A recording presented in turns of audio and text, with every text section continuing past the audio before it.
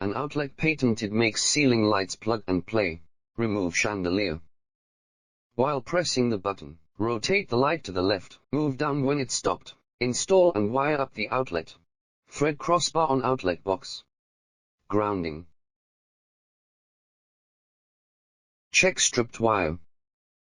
Hard core wire directly insert. Slide button when push flexible core wires in, or pull power cords out.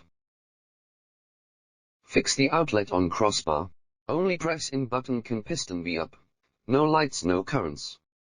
Flush mount. It's impossible to insert without installation marks aligned. Automatically line up. Rotate to bring the marks closer. Automatically aligns when stopped. Push the light into the outlet. Finish installation. Remove ceiling light. While pressing the button, rotate the light to the left, move down when stopped. Pendant light mount. Rotate to make the installation marks nearing. Push the light up when stopped. Remove the pendant light. Push in unlock button with a stick. Then revolve the light to the left. Move down when it stops.